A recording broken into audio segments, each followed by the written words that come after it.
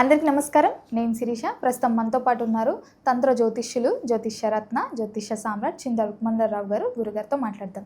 నమస్కారం గురుగారు. మాతృదేవో భవ, పితృదేవో భవ, ఆచార్య దేవో భవ. ఓం నమో మాందేశ్వరాయ నమః.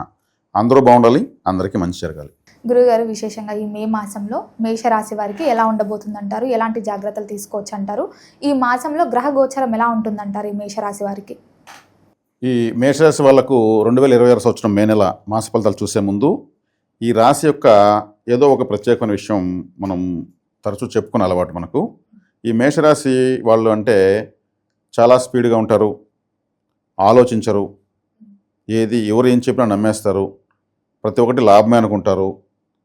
వెళ్ళిన తర్వాత లాభం ఉంటుందో నష్టం ఉంటుందో తర్వాత తెలుస్తుంది. ఎక్కువగా నష్టాలు ఉంటాయి. ఎందుకంటే వీళ్ళకు కర్మ అంటే వృత్తి, చేసే పని అని అర్థం. ఆ కర్మస్థానానికి అధిపతి శనేశ్వరుడు. వీళ్ళకి లాభాలు ఇచ్చేటువంటి స్థానానికి కూడా అధిపతి శనేశ్వరుడే. వీళ్ళకి బాధకాధిపతి శనేశ్వరుడే. అంటే కర్మకారకుడు వీళ్ళకి బాధకాధిపతి అయ్యాడు కాబట్టి నానా బాధలు పెడతాడు శనేశ్వరుడు. ఫలితం మాత్రం ఇవ్వడు. కొండంతా ఎలుకని పట్టినామంటారు కదా, ఎలుకని పడితే ఒక ప్రాణిని పట్టినట్టే వీళ్ళు ఒక చిన్న గులకరాయి పెట్టుకుంటారు. అంటే సక్సెస్ వచ్చే వరకు వీళ్ళు పోరాడుతూనే ఉంటారు. అట్లనే వీళ్ళు గమ్మున ఉండేవాళ్ళు కాదు. వీళ్ళు అంటే సక్సెస్ కోసము వీళ్ళు పెట్టిన పరుగులు ఇంకెవరు పెట్టరు ఈ ప్రపంచంలో. అలా ముందు వెనక చూడకుండా అవసరానికి మించిన శ్రమ, అవసరానికి మించిన ఆలోచన, అవసరానికి మించినటువంటి ఖర్చు కూడా పెట్టేస్తారు. కానీ వీళ్ళకి సక్సెస్ దొరకదు. అంత పెట్టి ఎఫర్ట్ పెడితే ఫలితం రావాలి కదా, మరి రాదు. ఎందుకు రాదు? ఇది ప్రకృతి యొక్క ప్రత్యేక లక్షణం. అది మేషరాశి యొక్క క్లుప్తంగా ఈ మాసం అంటే మనం చెప్పాలనుకున్న ప్రత్యేకమైన విషయం. ఈ టైంలో పెళ్లి చేస్తున్నారు అనుకోండి మేషరాశి వాళ్ళు, వాళ్ళకు దైవ నిర్ణయం పెళ్లి కావడం అనేది. పెళ్లి చేసుకున్నారు అనుకోండి, వాళ్ళకి ఎట్లా ఉంటుంది? పడక సుఖం, బెడ్ కంఫర్ట్స్ ఉండవు. అంటే మనం నిద్రపోయేదే కాదు, మనకు సంసార జీవితం కూడా పడగదిలో జరుగుతుంది. ఈ మేషరాశి వాళ్ళకి పెళ్లి అయితే ఏముంటుంది? కలతతో కూడుకున్నట్టు సంసార జీవితం ఉంటుంది, కంఫర్ట్స్ ఉండవు. కాబట్టి ఇప్పుడు ఇన్ని రకాల డిస్టర్బ్ అవుతుంది కదా. నడకను వెనక్కి నడవాలి, ఒక 10 feet కామెడీగా. శనేశ్వరుడు నలుపు రంగు అంటారు. ఒక బ్లాక్ కలర్ రిబ్బన్ ముక్కలు కత్తిరించి నెలలో కలపాలి శనివారం రోజు, అంతే. లేదు నల్ల నువ్వులు ఎత్తి వేసేయచ్చు. లేదు బొగ్గులు, ఒక 4 బొగ్గులు తీసి పారని నీటిలో వదలచ్చు. నల్ల బొగ్గులు కూడా శనేశ్వరుడే కారకుడు. కాబట్టి ఇటువంటివన్నీ చేసుకోవాలి మేషరాశి వాళ్ళు. ఎందుకు మనం టైం తీసుకొని కూడా మేషరాశి వాళ్ళ కోసం ఎంత చెప్తున్నామంటే, వీళ్ళు నమ్మిన దానికి ఏ ప్రాణం పోతుందని తెలిస్తే కూడా మనం లెక్క చేయకుండా పోతారు ముందుకి. ఇటువంటి తెగింపు ఏ రాశి వాళ్ళకు ఉండదు. ఆడ లాభం రాలేదంటే కూడా పోనీ ఇది ఒక ఎక్స్పీరియన్స్ అన్న వచ్చింది అంటారు. ఆడ కూడా మళ్ళీ సంతృప్తి పడతారు. అంత గుడ్ క్వాలిటీ ఉంటుంది మేషరాశి వాళ్ళకు. కాబట్టి ఇప్పుడు ఏలినాటి శని ఉండడం, బాధకాధిపతి వ్యయంలో ఉండడము, నిద్ర డిస్టర్బ్ చేయడము, కర్మకారకుడు కాబట్టి చేస్తున్న పనుల్లో మార్పులు చేసేయడము. ఇప్పుడు కర్మ అంటే పని కదా, వృత్తి. మనం చేసే ప్రతి పనికి శనేశ్వరుడే కారణము. నేను ఏ పని చేయను అంటే కూడా అది ఒక పనే, అది కూడా శనేశ్వరుడే కారకుడు. కాబట్టి వీళ్ళకి వృత్తి కారకుడు ఇబ్బంది పెడుతున్నారు కాబట్టి వృత్తిలో కూడా మార్పులు వస్తూనే ఉంటాయి. వీళ్ళు అవసరాన్ని మించిన పని చేస్తారు. ఒక కంపెనీలో చేరితే ఆ కంపెనీ బాగుండాలనేసి ఇచ్చిన డ్యూటీ చేయకుండా ఇచ్చిన డ్యూటీతో పాటు ఇంక వేరే కంపెనీ డెవలప్మెంట్ కూడా ఆలోచిస్తారు. వాళ్ళు బయట పోవాలంటారు. ముందు నీకు చెప్పిందే నువ్వు చెయ్యి, మాకు సలహాలు ఇచ్చేంత స్థాయి వద్దు అంటారు. కానీ వీళ్ళు ఉండలేరు. ఈ కంపెనీ బాగుంటే మనం కొంచెం పైకి వెళ్ళొచ్చు అని వీళ్ళు ఆలోచిస్తారు. ఇక వీళ్ళకు మేషరాశి వాళ్ళకి ఏలినాటి శని కంటిన్యూ అవుతుంది. మీనరాశిలో శనేశ్వరుడు ఉన్నాడు, లాభస్థానంలో రాహు ఉన్నాడు, 5వ స్థానంలో కేతు ఉన్నాడు, 2వ ఇంట రవి, అదేవిధంగా బుధుడు, 2వ ఇంట్లో మళ్ళీ శుక్రుడు 3వ ఇంట్లోకి వెళ్ళడము, 3వ ఇంట్లో గురువు ఉండడము. ఈ గ్రహాలు కుజుడు 12వ స్థానంలో నుంచి రాశిలోకి రావడము. అంటే 12, 1, 2, 3 స్థానాల్లో గ్రహాలు, ప్రధాన గ్రహాలు మారుతున్నాయి. 12 అంటే వెనక. ఎవరైనా ఒక వ్యక్తి నిలుచుకోవాలంటే అతను జ్యోతిశాస్త్రంలో 12వ స్థానం అంటే తన వెనక 12వ స్థానము, తన 1వ స్థానము, తన ముందు 2వ స్థానము, తన ముందు తర్వాత కొంత దూరం అయితే 3వ స్థానము. మన శరీరమే ద్వాదశ రాశి నిర్మాణం. తల మేషం అయితే పాదాల మీనరాశి. కాబట్టి ఈ 12, 1, 2, 3 స్థానాల్లో ప్రధాన గ్రహాలు కుజుడు, రవి, బుధుడు, శుక్రుడు మారుతున్నారు. ఇప్పుడు ఈ రాశి ఈ గ్రహాల యొక్క మార్పుల వల్ల ఈ మేషరాశి వాళ్ళకు ఏలినాటి శని ప్రభావం కంటిన్యూ, ఆ నిద్ర సరిగ్గా ఉండదు. 12వ స్థానం అంటే మనం బెడ్రూమ్, పగలంతా మనం కష్టపడి చివరికి లాస్ట్లో ఎక్కడికి వెళ్తాము, పడుకునేదానికి వెళ్తాం. కాబట్టి బెడ్రూమ్ అనే దాంట్లో శనేశ్వరుడు ఉన్నాడు, వీళ్ళని బాధ పెట్టే గ్రహము. నిద్ర సరిగ్గా రాదు వీళ్ళకి. మరి నిద్ర రావాలంటే ఏం చేయాలి? చక్కగా వీళ్ళు ఉత్తనాల పైన పడుకోవాలి, లేదా ఒక చాపేసి పడుకోవాలి. కంఫర్ట్గా మంచి లగ్జరీ బెడ్ ఎత్తుకుంటే వీళ్ళు నిద్ర రాదు. ఇప్పుడు ఎందుకు? శనేశ్వరుడు అంటే మన సుఖాన్ని త్యాగం చేయడము. లగ్జరీ అంటే శుక్రుడు, స్ప్రింగ్ బెడ్ అంటే శుక్రుడు, స్ప్రింగ్ బెడ్ అంటే రాహు వస్తాడు. బెడ్ మంచి బెడ్ అంటే శుక్రుడు. అదే సాధారణమైనటువంటి నిద్ర, అతి సాధారణంగా సామాన్యంగా ఉన్నటువంటి ప్రదేశంలో పడుకోవడం శనేశ్వరుడు. కాబట్టి వీళ్ళు ఇప్పుడు లగ్జరీగా పడుకోవాలి, నిద్ర పడితే నిద్ర రాదు. ఉత్తనాల పని బ్రహ్మాండంగా వస్తుంది. శనేశ్వరుడు నిద్రా సుఖాన్ని కూడా ఇవ్వడం లేదు ఇప్పుడు. ఎందుకంటే మనకు ఎవరైతే సుఖంగా నిద్రపోతారో, నిజమైన సుఖం అంటే నిద్ర ఈ ప్రపంచంలో ఎవరికైనా సరే, అసలు ఇంకా అది ఫ్రీగా వస్తుంది.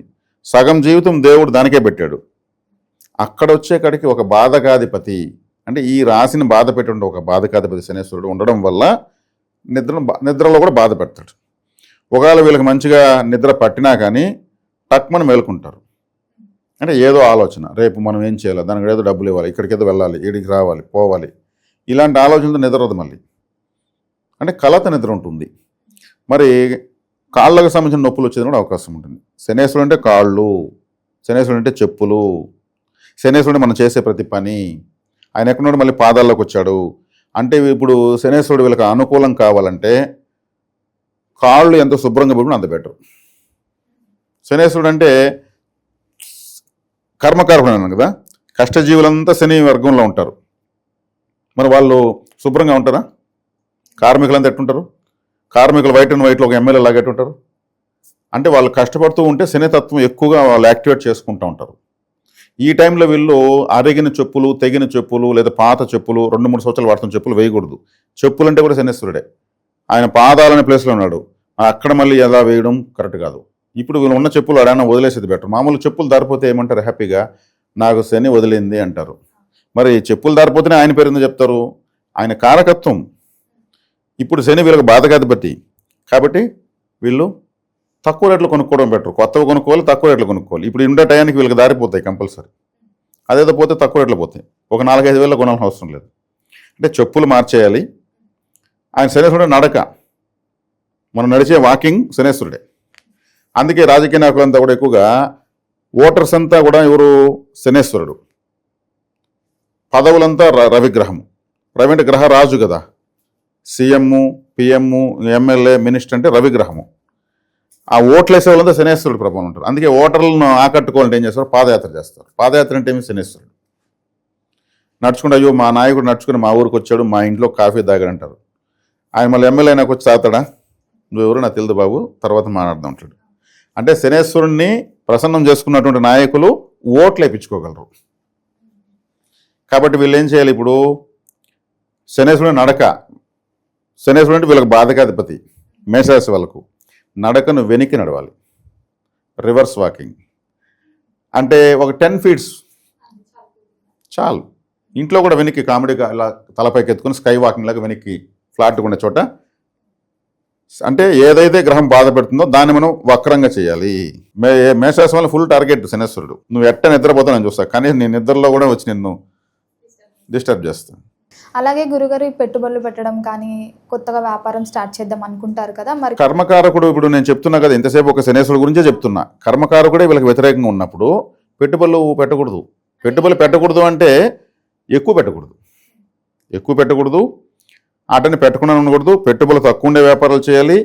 పెట్టుబడులు లేనటువంటి విషయాల్లోకి ఎంటర్ అవ్వాలి. అదేవిధంగా వీళ్ళు సలహాదారుగా బాగా పనికొస్తారు. ఎవరికైనా సలహాదారు, రాజకీయ నాయకులకు కావచ్చు. ఇప్పుడు ఉంటారు కదా ప్రభుత్వ ప్రధాన సలహాదారు అంటారు కదా, మంత్రి అని అర్థం. ఒకప్పుడు శ్రీకృష్ణదేవరాయలకి మహామంత్రి తిమ్మరుసులాగా అర్ధరాత్రి ఫోన్ చేస్తే కూడా ఫోన్ ఎత్తి మనకు సలహా అడిగితే మొహం కడుక్కొని ఆలోచించి మళ్ళీ 3 గంటల దాకా మెలుగుని సలహా ఇచ్చేసి పడుకుంటారు. దానివల్ల మనకు ఏమైనా వచ్చిందా అని అనుకుంటే ఏమీ వచ్చినదు. కానీ ఇంత టైంలో కూడా మనకు ఫోన్ వచ్చింది కదా, ఎవరు లేరు ప్రపంచంలో మనం తప్పితే, అట్లా ఫీల్ అవుతారు. కాబట్టి సలహాదారులు బాగా పనిచేస్తారు. అందులో మేషము అంటేనే తల. 12 రాశుల్లో మొదటి రాశి మేషం. బిడ్డ పుట్టేటప్పుడు తల్లే కదా ముందు వస్తుంది, ప్రపంచాన్ని చూస్తుంది, శ్వాస తీసుకుంటుంది. అందుకే వీళ్ళు సలహాదారుగా పనిచేస్తారు, నమ్మిన దానికి బాగా కట్టుబడి పనిచేస్తారు, లాభాలు మాత్రం ఉండవు. శనేశ్వరుడు దానికి కారణము. కాబట్టి ఇప్పుడు పెట్టుబడుల కన్నా సలహాదారుడుగా ఉండడము, లేదంటే పెట్టుబడులు లేని వ్యాపారాలు సెలెక్ట్ చేసుకోవడము, తక్కువ పెట్టుబడులు ఉండే వ్యాపారాలు చేసుకోవడము, మరీ ముఖ్యంగా షేర్ మార్కెట్ జోలికి తక్కువ స్థాయిలో వెళ్ళాలి. ఇది తర్వాత వీళ్ళకు రవిగ్రహము రాశిలోను 2వ ఇంట్లోనూ వస్తూ ఉంది. ఇప్పుడు కొంచెం ఫోకస్ అవుతారు. 2వ స్థానం అంటే డబ్బులు, వీళ్ళు ఆల్రెడీ చేసిన ఎఫర్ట్ పైన మంచి ఫోకసింగ్ వస్తాయి. ఇప్పుడు ఏదో ఎఫర్ట్ పెడతా ఉంటారు వీళ్ళు, దానికి ఒక గుర్తింపు వస్తుంది. రవిగ్రహం ఏమైనా లైటింగ్, ఫోకసింగ్, తెలియడం. సూర్యుడు వచ్చాడో తెలుస్తుంది కదా మనకు, ప్రపంచం అంతా వెలుగుతుంది సూర్యుడు వల్లే. కాబట్టి వీళ్ళకి 2వ ఇంట్లోకి క్యాష్ అనేటువంటి పాయింట్లోకి రవిగ్రహం వెళ్తుంది. కాబట్టి వీళ్ళు ఇప్పుడు ఫోకస్ అవుతారు. అంటే ఫైనాన్షియల్గా బాగుంటుంది అంటారు. బాగుంటుంది. బాగున్నా శనేశ్వరుడు చూస్తున్నాడు, 3వ చూపుతో శని చూస్తున్నాడు. కేర్ఫుల్గా ఉండాలి. అంటే వచ్చిన దాన్ని ఇదే శాస్త్రం అనుకోకుండా సేవ్ చేసుకోవాలి, లాంగ్ రన్లో దాన్ని కాపాడుకోవాలి. గ్రహాలు మారుతూనే ఉంటాయి, మారినప్పుడంతా వాటి స్వభావం మారుతూ ఉంటుంది. ఇప్పుడు రవి వల్ల వీళ్ళకి బెనిఫిట్ ఉంది. ఇంట్లో ఎవరికన్నా వీళ్ళ ఇంట్లో ఎవరికన్నా జాబ్ రావడము, వీళ్ళింట్లో ఎవరికన్నా వివాహం కావడము, వీళ్ళింట్లో ఎవరన్నా ప్లాట్ కొనడము. ఎందుకంటే రవి కుటుంబ స్థానంలోకి వస్తున్నాడు. వీళ్ళ వల్ల వీళ్ళింట్లో వాళ్ళు కూడా మంచిది. రవి వల్ల రావడం కుటుంబ స్థానంలోకి వచ్చినప్పుడు కుటుంబ సభ్యులందరికీ, వీళ్ళ కుటుంబ సభ్యులకు మంచి జరుగుతుందని అర్థము. వాళ్ళ వల్ల కూడా ఇతర వీళ్ళకి బెనిఫిట్ జరగచ్చు. అదే శుక్రుడు 2వ ఇంట్లోకి 3వ ఇంట్లోకి వెళ్తున్నాడు. అదే బుధుడు 2వ ఇంట్లోకి వస్తున్నాడు.